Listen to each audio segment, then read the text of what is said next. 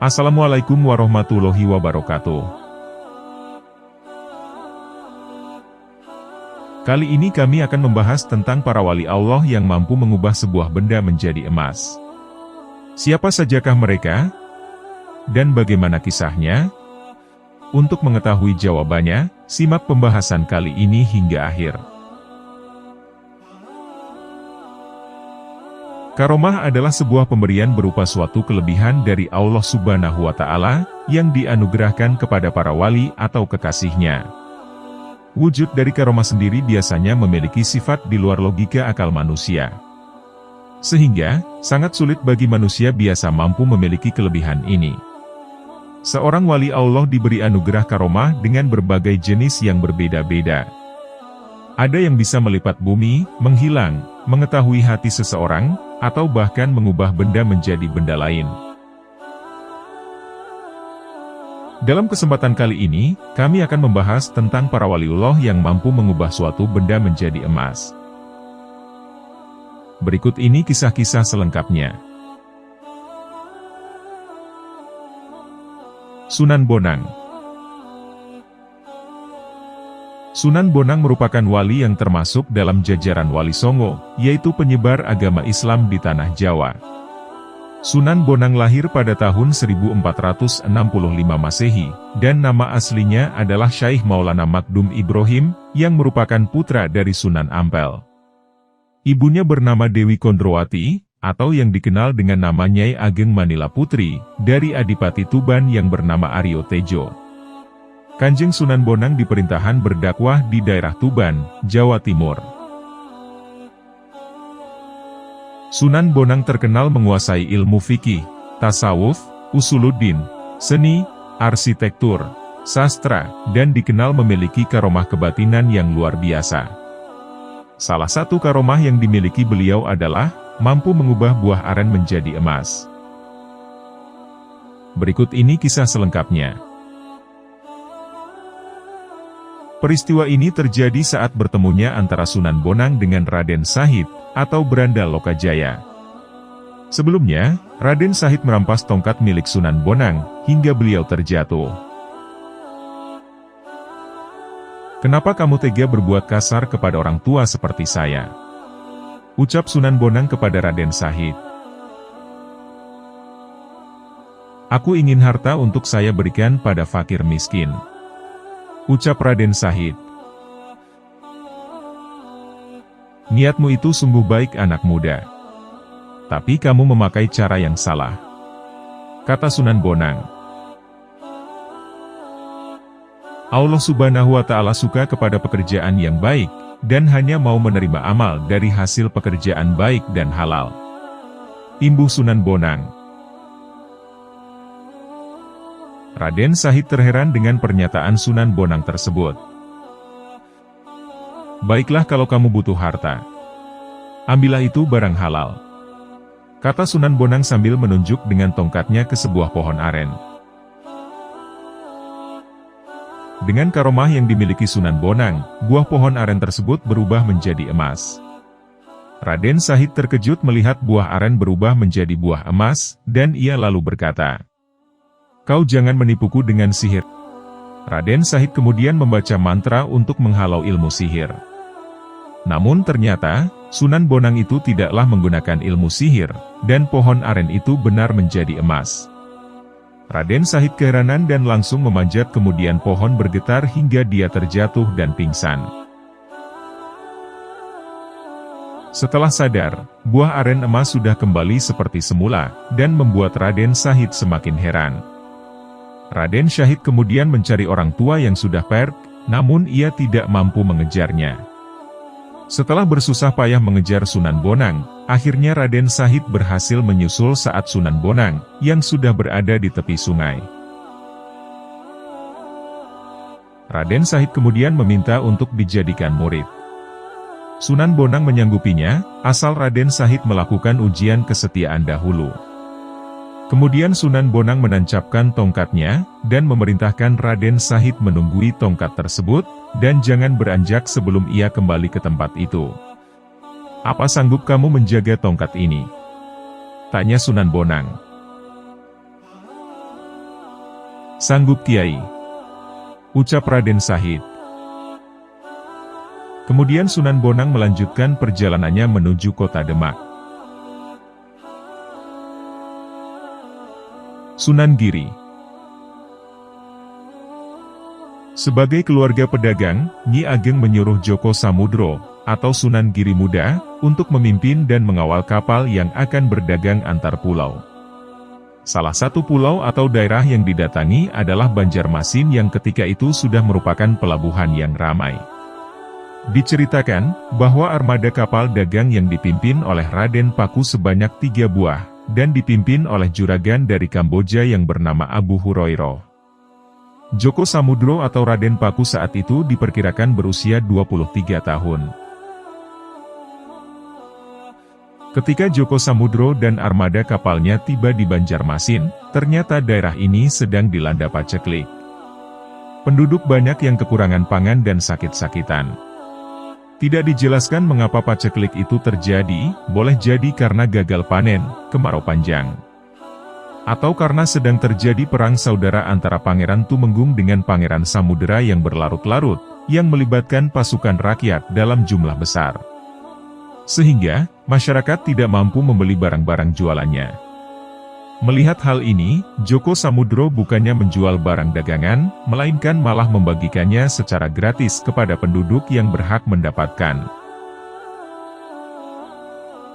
Sikap Djoko Samudro ini sangat menggembirakan penduduk Banjarmasin. Sehingga, mereka menjadi sangat bersimpati pada Djoko Samudro. Mungkin juga melalui cara itu, Djoko Samudro sudah mulai mendakwahi atau mengenalkan agama Islam kepada penduduk Banjarmasin. Sebaliknya, para awak kapal sangat khawatir terhadap keputusan Djoko Samudro, karena pasti akan dimarahi Nyi Ageng Pinatih saat pulang nanti. Awak kapal juga khawatir dengan kapal yang kembali dalam keadaan kosong.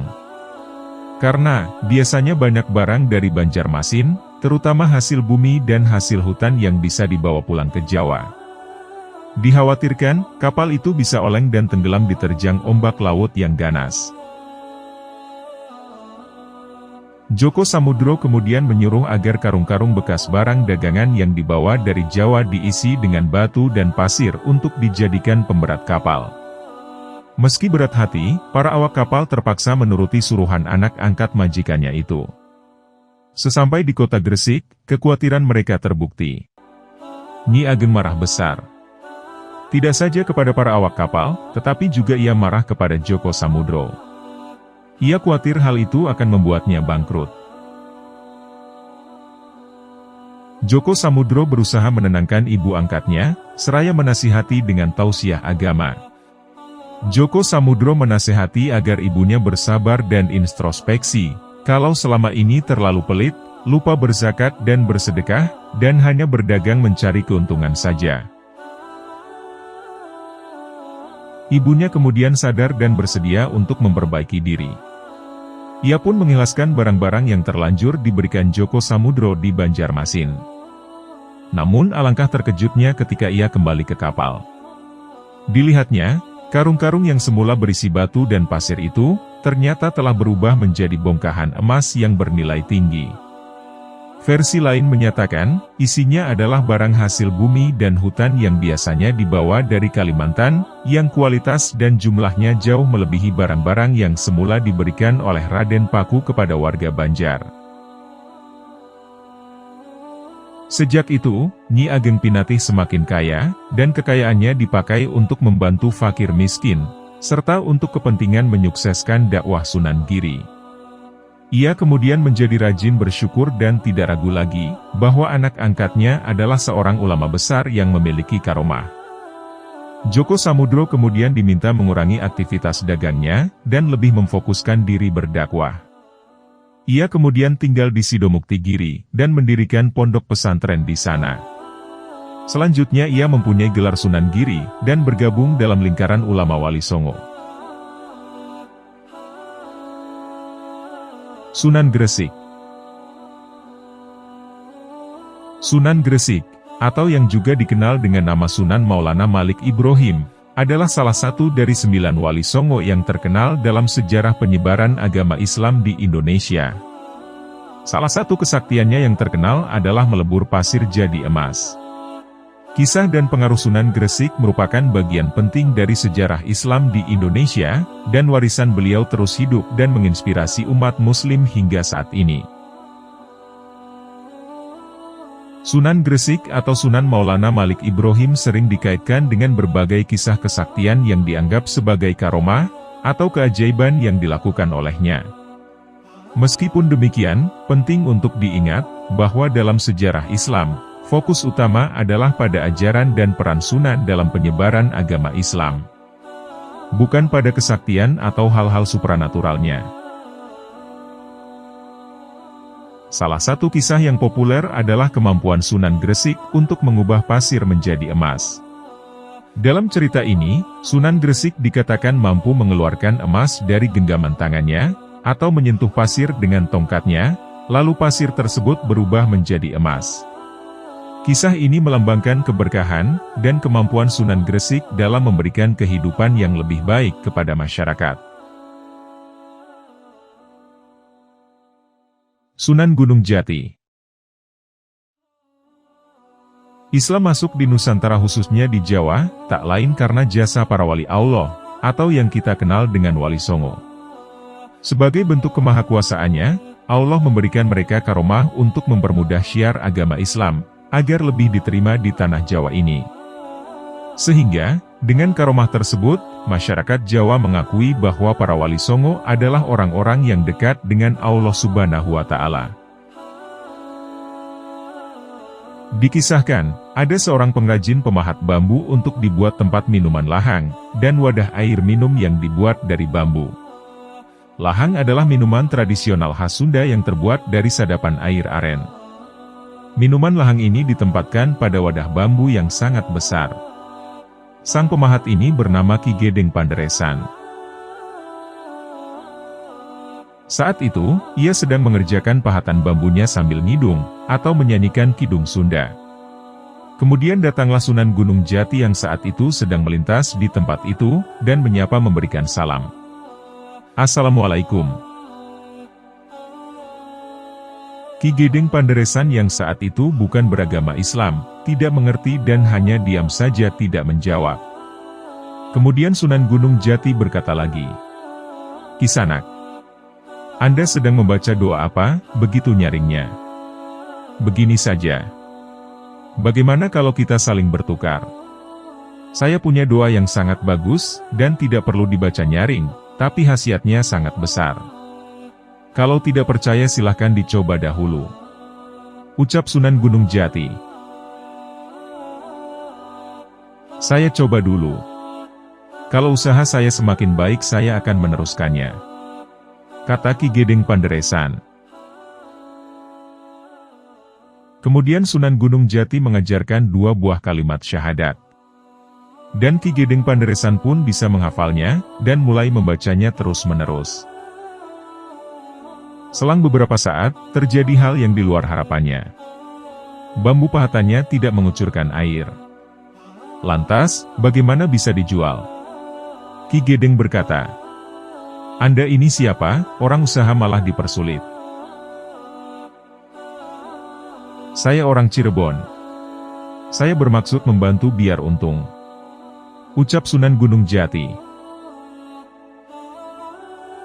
"Untung dari mana? Ini malah tidak bisa dipakai, dan harus buat yang baru lagi. Karena itu, saya minta ganti rugi, harganya 35 sen," kata Ki Gedeng. Lalu Sunan Gunung Jati berkata, "Kisanak, sifat dari doa itu memang tidak bisa langsung.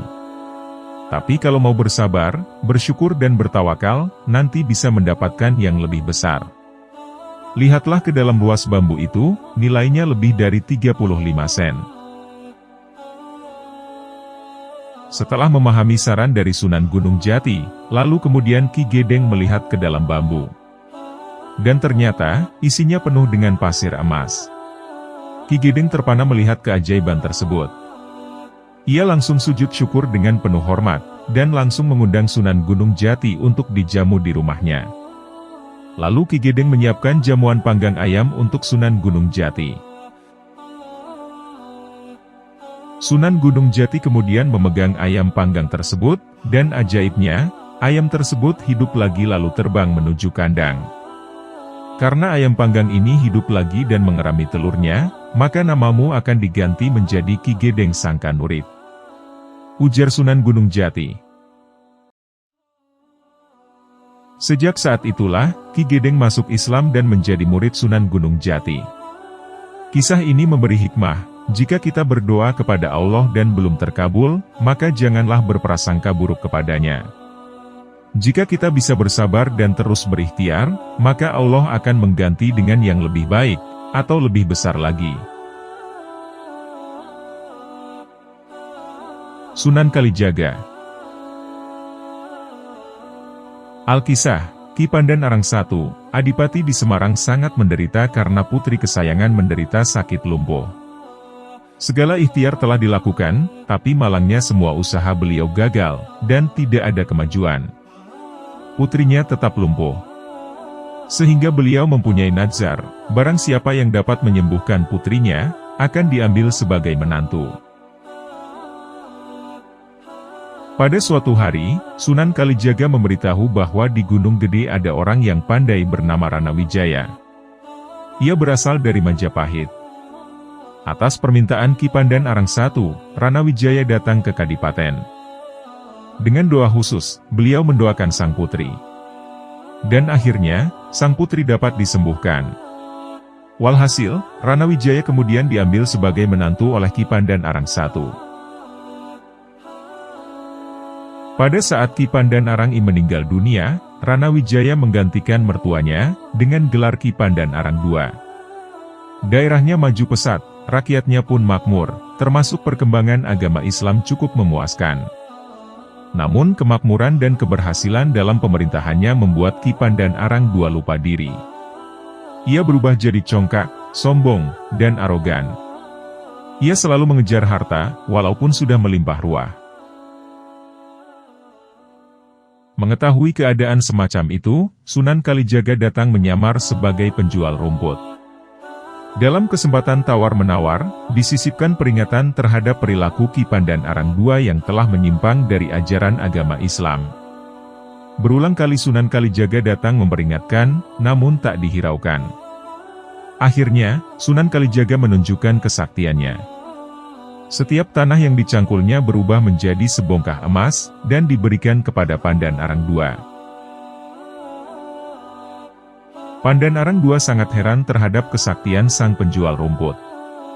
Setelah diketahui bahwa penjual rumput itu Sunan Kalijaga, maka bersujud dan bertaubatlah Ki Pandan Arang II. Pandan Arang II lalu melepaskan kedudukannya sebagai adipati, dan ingin berguru kepada Sunan Kalijaga. Sunan Kalijaga pun menyanggupi, dan akan mengajarkan ilmu di Gunung Jabalkat dengan syarat, perjalanan yang ditempuh tidak boleh membawa harta benda. Setelah bulat tekadnya, Pandan Arang II bersama istrinya meninggalkan Semarang menuju Gunung Jabalkat. Ada juga cerita yang lain, pada saat Sunan Kalijaga tiba di sebuah dusun, beliau merasa sedih karena rakyat di dusun itu banyak yang kelaparan. Sementara, kepala dusunnya hidup dalam kemewahan dari hasil jerih payah rakyatnya. Kemudian Sunan Kalijaga melihat seorang miskin datang ke kepala dusun. Dia minta dipinjami beras seliter untuk makan anaknya yang belum makan. Namun semuanya tidak didengar kepala dusun, malahan dia berkata, bahwa karung-karung miliknya itu berisi pasir, bukan beras. Mendengar kebohongan itu, Sunan Kalijaga lalu berdoa kepada Allah, agar mengubah semua beras dalam karung itu menjadi pasir. Doa itu pun akhirnya dikabulkan Allah Subhanahu wa Ta'ala. Kepala dusun itu terperanjat dan kaget. Kepala dusun itu lalu segera minta tolong kepada Sunan Kalijaga. Kanjeng Sunan, tolonglah saya. Kembalikan beras-beras saya yang akan saya jual ini. Bukannya engkau tadi mengatakan isi karung ini memang pasir? Ucap Sunan Kalijaga menyindir kepala dusun yang kikir tersebut. Saya tadi hanya berbohong kepada orang miskin itu, agar ia tidak meminjam beras yang saya miliki. Ucap kepala dusun. Sang kepala dusun menyesal dan berjanji akan membagikan beras miliknya pada penduduk kampung. Sunan Kalijaga berdoa semoga Allah mengampuninya dan mengembalikan pasir itu menjadi beras kembali. Allah kemudian mengabulkan doa Sunan Kalijaga. Maka pasir yang ada dalam karung-karung itu kembali menjadi beras. Kemudian kepala dusun itu membagikan berasnya kepada penduduk kampung, termasuk kepada orang miskin tadi. Buddha Abdurrahman bin Zaid. Kisah ini diambil dari kitab Al-Nail Al-Hadsis, Fi Hikayat Al-Hadis, karya Abu Hafs Umar bin Al-Husain As-Samarqandi. Di dalam kisah ini menceritakan tentang sosok Abdurrahman yang mempunyai seorang budak yang ternyata orang soleh. Berikut ini kisah selengkapnya.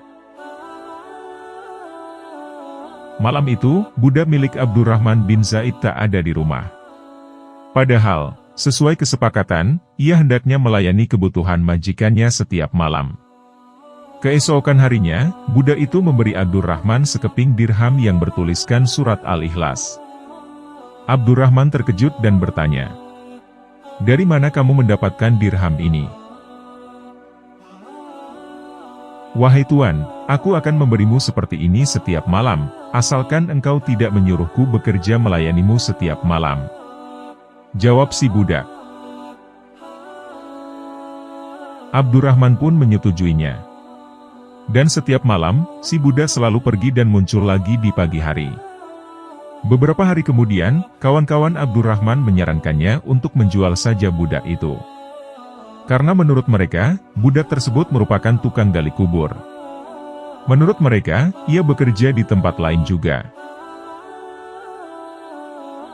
Atas dasar informasi itulah, Abdurrahman berniat untuk memantau kemana budak itu pergi. Di suatu malam, Abdurrahman melihat budak itu melakukan hal yang luar biasa, yakni, membuka pintu dengan hanya menunjuknya saja. Budak itu pun pergi, dan Abdurrahman mengikuti di belakangnya, tanpa sepengetahuan si budak. Mereka akhirnya tiba di sebuah tanah lapang. Si budak melaksanakan sholat hingga fajar tiba. Sang budak kemudian berdoa, "Wahai Allah yang Maha Besar, aku mohon engkau memberi balasan kepada tuanku yang maha kecil itu." Seketika, sekeping dirham jatuh.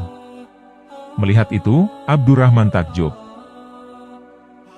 Lantas, Abdurrahman juga ikut melaksanakan sholat. Ia memohon ampun kepada Allah, atas prasangkanya kepada budak itu, yang ia tuduh sebagai seorang penggali kubur. Abdurrahman kemudian juga berniat untuk memerdekakan budak itu. Setelah sholatnya selesai, ia menoleh ke arah budak itu. Namun si budak sudah tak ada di tempat. Abdurrahman pun memutuskan untuk pulang ke rumah. Di tengah perjalanan pulang, ia mampir ke suatu bangunan untuk beristirahat. Ia tak tahu daerah mana yang ia singgahi saat itu. Tiba-tiba seorang berkuda lewat dan bertanya, "Wahai Abdurrahman, kenapa kamu di sini?" "Aku ada urusan ini dan itu," jawab Abdurrahman. "Apakah engkau tahu jarak dari sini ke rumahmu?"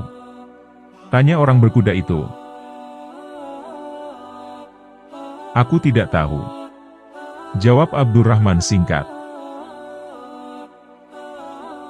Orang berkuda itu berkata, "Jaraknya sejauh perjalanan 2 tahun, jika ditempuh dengan kendaraan hewan yang sangat cepat. Saranku, mendingan kamu tak usah pulang. Tunggu saja hingga malam tiba, budakmu pasti akan datang ke sini lagi." Malam pun tiba. Si budak datang menemui Abdurrahman, dengan membawa wadah yang berisikan aneka makanan. Budak itu berkata, "Makanlah tuanku. Aku harap kamu jangan lakukan itu lagi." Abdurrahman kemudian menyantap makanan itu dengan lahap. Sedangkan, si budak melaksanakan sholat hingga fajar tiba. Setelah itu, sambil menggenggam tangan Abdurrahman, budak itu pun merapal doa dan berkata, "Melangkahlah wahai tuanku." Baru saja Abdurrahman melangkah 2 kali, ia sudah sampai di tempatnya semula. Si budak pun berkata, "Bukankah engkau telah berniat untuk memerdekakan aku?" "Iya," jawab Abdurrahman. "Kalau begitu, aku akan mengambil hargaku, dan engkau akan mendapatkan balasannya," jawab si budak. Lalu budak tersebut akan mengambil sesuatu, yang akan ia berikan kepada Abdurrahman sebagai ganti ruginya. Abdurrahman akhirnya memerdekakan budak itu. Si budak pun mengambil sebongkah batu dan ia berikan kepada Abdurrahman. Secara tiba-tiba, batu yang dipegang Abdurrahman itu menjadi sebongkah emas. Ia pun pulang ke rumahnya dengan penuh rasa bingung dan sedih, karena berpisah dengan budak itu. Beberapa hari kemudian, banyak orang datang kepada Abdurrahman untuk menanyakan kenapa budak itu dijual. Abdurrahman kemudian menjelaskan segala hal yang ia alami bersama si budak ajaib itu. Salah satu hikmah yang bisa kita ambil dari kisah ini adalah bahwa status sosial itu tak bisa jadi ukuran untuk menilai seseorang, apakah ia dekat dengan Tuhannya atau tidak. Bisa jadi, orang yang di mata manusia terlihat biasa saja atau bahkan hina, namun ternyata ia begitu istimewa di hadapan Allah. Demikian juga sebaliknya. Kemewahan dunia, harta, tahta, dan lain-lain, benar-benar tak ada hubungannya dengan kualitas ibadah seseorang. Pasalnya, yang menjadi ukuran ketaatan adalah hati, bukan fisik atau harta. Syekhona Holil Bangkalan. Syekhona Holil adalah seorang ulama karismatik dari Pulau Madura. Selain dikenal karena kealimannya, Kiai Holil Bangkalan juga dikenal dengan keistimewaan dan keramat yang dimilikinya. Beliau juga salah satu ulama Nusantara yang sangat terkenal di Mekah. Diceritakan, pada saat itu setiap memasuki bulan haji, Kiai Holil Bangkalan selalu memberangkatkan orang-orang untuk menunaikan ibadah haji. Orang-orang tidak mampu diberangkatkan ke Mekah oleh Kiai Holil Bangkalan. Paling tidak terdapat 10 hingga 20 orang yang diberangkatkan setiap tahunnya. Orang-orang heran kepada Kiai Holil, dari mana beliau mendapatkan untuk biaya ongkos mereka berhaji. Mengingat, pada waktu itu mencari uang sangatlah sulit, karena negara Indonesia sebagian masih dikuasai oleh penjajah Belanda. Akhirnya, ada seorang yang merasa iri dan benci kepada Kiai Holil Bangkalan, dan kemudian memfitnah beliau. Kiai Holil lalu dilaporkan ke polisi atas tuduhan memalsukan uang. Tidak butuh waktu lama, polisi langsung menangkap dan memenjarakan Kiai Holil Bangkalan.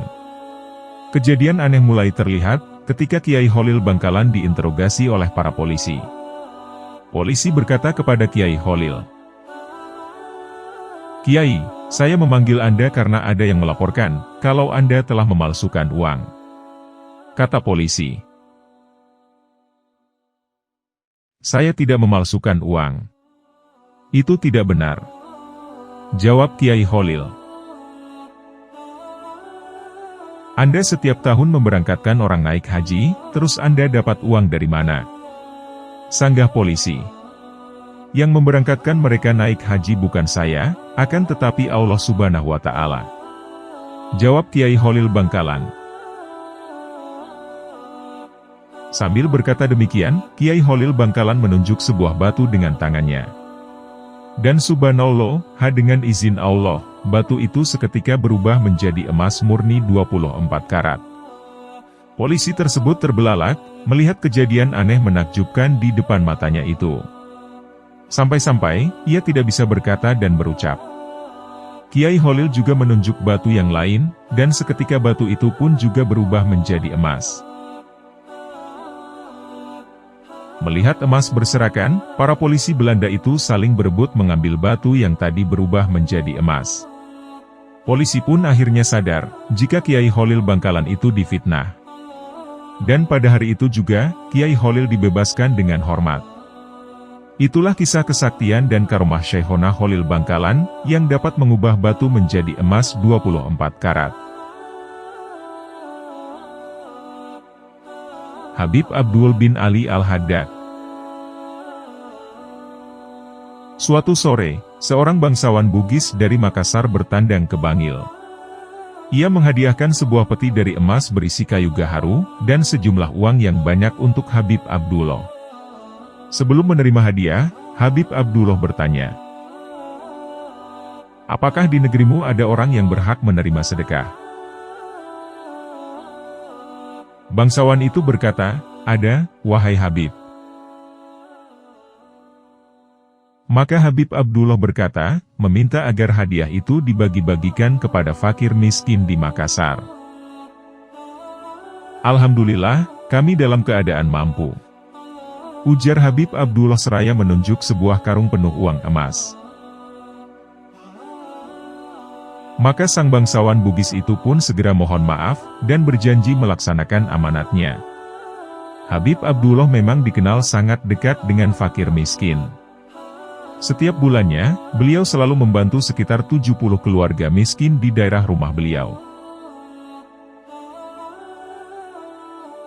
Kiai Haji Soleh Darat. Darah perjuangan Kiai Haji Soleh Darat tak lepas dari orang tuanya, yakni Kiai Umar. Dalam sejarahnya, Kiai Umar termasuk panglima perang dari pasukan Pangeran Diponegoro, untuk wilayah Semarang dan sekitarnya. Kiai Umar bukan saja sibuk mengaji dengan para santrinya, akan tetapi juga aktif mengangkat senjata, untuk mengusir penjajah yang menyengsarakan rakyat Nusantara. Begitupun darah perjuangan Kiai Umar, yang juga mengalir dalam diri Kiai Haji Soleh Darat. Mengajar santri tetap istiqomah, tetapi pergerakan melawan penjajah tidak pernah ditinggalkan. Terbukti, santri-santrinya seperti Kiai Haji Hashim Asy'ari juga sangat gigih dalam melawan penjajah, bahkan sampai masuk penjara. Kiai Haji Soleh Darat bukan saja mengajarkan santrinya ilmu agama, tetapi juga ilmu perjuangan yang sudah mengalir dalam dirinya dari sang ayah, Kiai Umar. Kiai Haji Soleh Darat Semarang merupakan sosok ulama besar pada abad ke-19. Murid-muridnya menjadi ulama besar yang sangat berpengaruh dalam gerak sejarah NKRI. Etos dan semangat Kiai Haji Soleh Darat dalam pendidikan sangat besar, sebesar perjuangannya dalam melawan penjajah. Murid-murid Kiai Haji Soleh Darat akhirnya berjuang dengan lahir batin, untuk lahirnya negara yang bernama Indonesia ini. Para ulama abad ke-19 memang mempunyai darah perjuangan sangat besar, yang terilhami dari Pangeran Diponegoro, walaupun akhirnya pada waktu itu kalah dalam Perang Jawa. Akan tetapi, semangat perjuangan yang dialirkan Pangeran Diponegoro tidak pernah kalah sedikit pun dari para laskar perjuangan yang pernah bersamanya, termasuk Kiai Umar Semarang. Maka dari itu, suatu ketika Kiai Haji Soleh Darat akan diberi hadiah banyak harta benda oleh Belanda. Pengaruh besar Kiai Haji Soleh Darat menjadi tanda tanya yang dalam diri pasukan Belanda.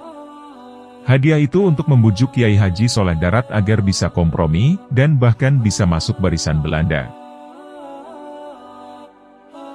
Ketika pihak Belanda menawarkan harta sebanyak itu, maka dengan izin Allah, Kiai Haji Soleh Darat mengubah bongkahan batu di sampingnya menjadi emas di hadapan utusan Belanda.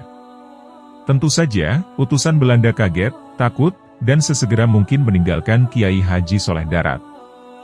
Karomah yang langsung ditampakkan di hadapan Belanda ini, membuat Kiai Haji Soleh Darat makin berpengaruh saat itu. Sehingga, Belanda tidak berani seenaknya dalam mempermainkan rakyat, apalagi kaum santri. Karena karomah yang terlihat ini pula, Kiai Haji Soleh Darat menjadi banyak menangis menyesalinya. Sebenarnya, karomah yang dimiliki itu sangat pribadi, alias rahasia, tidak untuk dipertontonkan. Tetapi kondisi saat itu memaksa Kiai Haji Soleh Darat membuka rahasia kewalian yang melekat dalam dirinya. Kiai Haji Soleh Darat seorang wali yang sangat besar karomahnya, sehingga beliau tidak berkenan karomah itu tampak di hadapan manusia secara umum. Itulah Kiai Haji Soleh Darat. Darah perjuangannya menggelora dalam melawan penjajah. Apapun iming-iming harta dan jabatan, tak pernah membuat beliau tergiur. Kiai Haji Soleh Darat memilih fokus mengajar santri dan berjuang membela rakyat dari penindasan. Beliau tidak mau terkenal, walaupun murid-muridnya menjadi tokoh besar yang berjasa bagi bangsa ini.